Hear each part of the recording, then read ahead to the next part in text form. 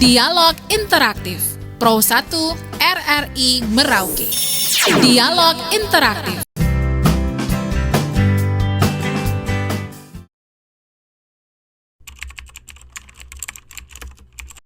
Potensi sumber air kita yang sudah dijelaskan Pak Gubernur tadi memang cukup besar.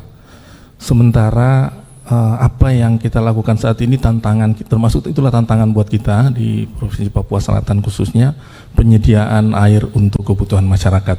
Nah, belum banyak yang kita lakukan. Kita punya Sungai Maro, Sungai Kumbe, Sungai Digul, tetapi pemanfaatannya khusus untuk air bersih itu masih sangat kurang, karena yang seperti disampaikan Pak Gub tadi ada beberapa parameter sehingga belum dapat dimanfaatkan khusus untuk kebutuhan air minum. Tapi kalau untuk kebutuhan air baku sudah terpenuhi. Tapi masih di beberapa daerah khusus di Provinsi Papua Selatan, mulai dari pesisir Asmat sampai ke Merauke, terutama di daerah Kimam itu pada bulan-bulan tertentu akan terjadi krisis. Di daerah Asmat sudah dari Balai Papua wilayah Sungai Papua Merauke sudah melakukan beberapa hal di sana, yaitu membangun sumur dalam, sumur air tesis di sana ada kurang lebih ada 10 sampai 15 titik di sana, dan kita juga sudah membangun reservoir untuk panen air hujan dengan kapasitas 1000 meter kubik di 4 distrik. Baik, terima kasih Pak Bambang. Seperti yang sudah kami sampaikan tadi, pada saat bulan-bulan tertentu akan terjadi krisis. Sementara salah satu kabupaten kita di Kabupaten Mapi itu terkenal dengan sebutan Kabupaten Sejuta Rawa. Tetapi apa yang disampaikan Pak Gubernur tadi, parameter-parameter tadi sangat mempengaruhi kualitas air tersebut. Ketersediaannya memang cukup khusus untuk Kabupaten Mapi di kota Kepinya, tetapi kualitasnya itu yang memang tidak bisa kita harus melalui proses. Nah, proses ini yang membutuhkan biaya.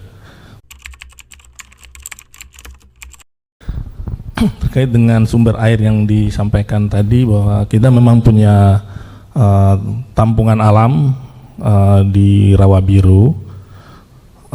Memang kualitasnya secara kasat mata kita bisa melihat bahwa ada faktor-faktor kekeruhan yang pertama, kemudian ada faktor-faktor kimia lain yang disampaikan Pak Gubernur tadi, sehingga air tersebut sebagai air baku itu memenuhi syarat, tetapi untuk konsumsi sebagai air minum harus melalui proses, yaitu water treatment, sehingga air itu layak untuk dikonsumsi. Nah, dari ketersediaan air di Rawa Biru ini juga dengan perkembangan Kota Merauke yang sekarang telah menjadi provinsi sehingga jumlah penduduk juga bertambah, ketersediaan air di Rawa Biru ini menjadi suatu hal yang harus kita pikirkan bersama, tantangan bagi kita semua, bahwa kita harus melakukan atau mencari sumber air yang baru. Nah, tahun 2014 dari Balai Wilayah Sungai Papua Merauke telah membangun jaringan dan intake di Mimi di Jagebob. Ya, target awalnya adalah memenuhi ketersediaan air, kebutuhan air pada PON tahun 2020. Jadi cukup lama, mulai dari tahun 2014 melewati PON sampai sekarang pun airnya itu belum mengalir ke Merauke.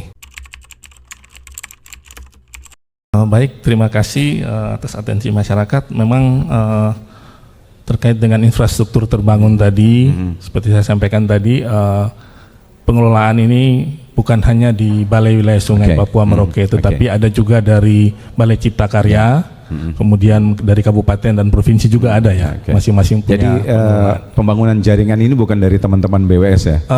Semua masuk, Pak. Tidak hanya dari BWS. Nah, tinggal asetnya ini milik siapa, karena aset ini terkait dengan kepemilikannya, sehingga pemeliharaan itu menjadi tanggung jawab yang membangun. Secara proses air itu memang karena Rawa Biru itu seperti tadi disampaikan Pak Gubernur, secara kasat mata kita bisa melihat seperti yang disampaikan Pak Leo tadi, dari warna saja kita bisa menyatakan bahwa air itu tidak bisa langsung dikonsumsi.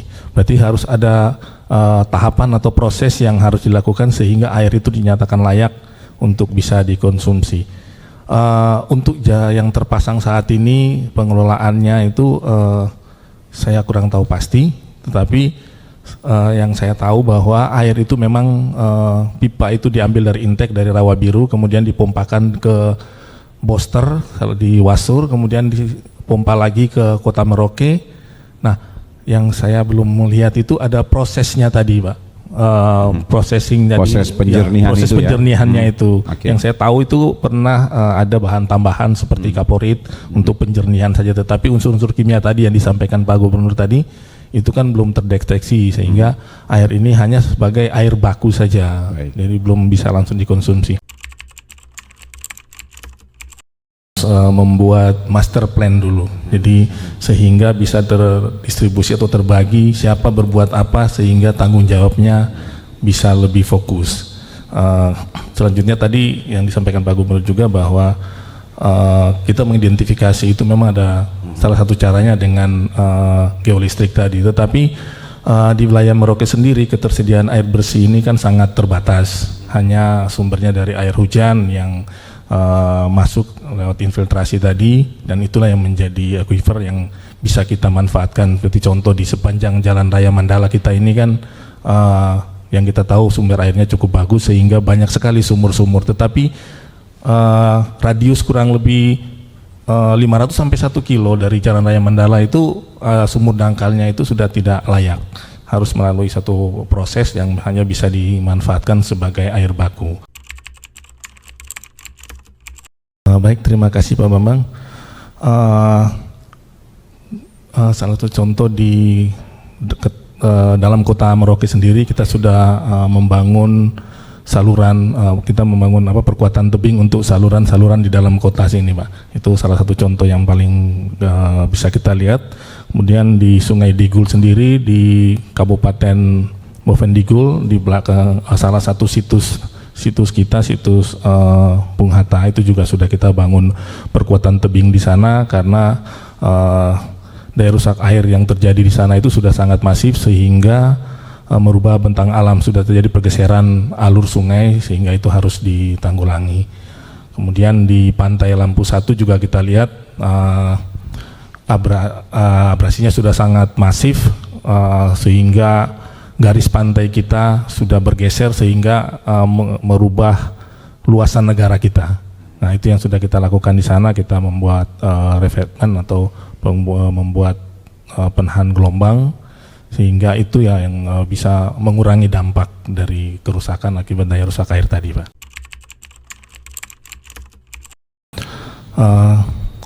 Hujan di wilayah Papua Selatan adalah berkah buat kita. Kalau kita tidak mensyukuri berkah Tuhan, berarti kita tidak mensyukuri lah misalnya.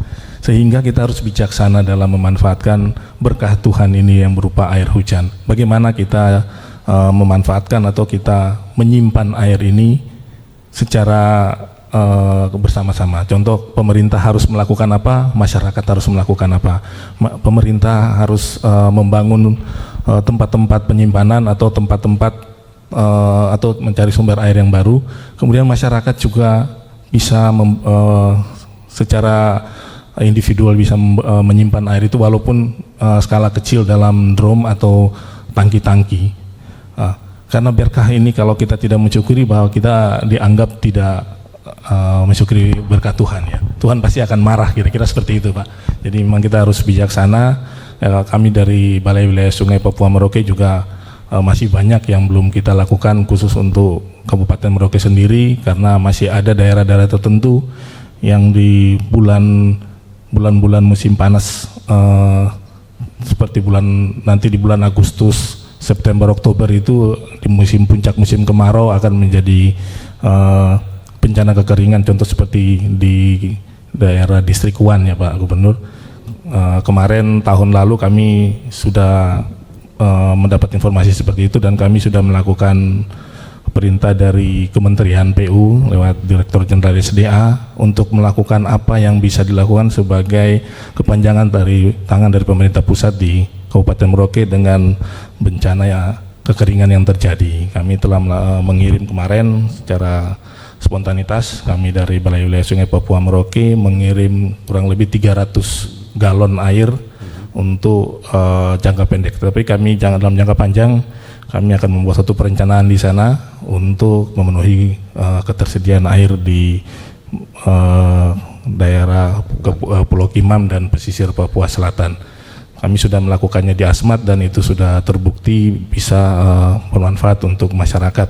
Nah, mungkin itu yang akan menjadi role model atau contoh yang akan bisa kita lakukan di Merauke.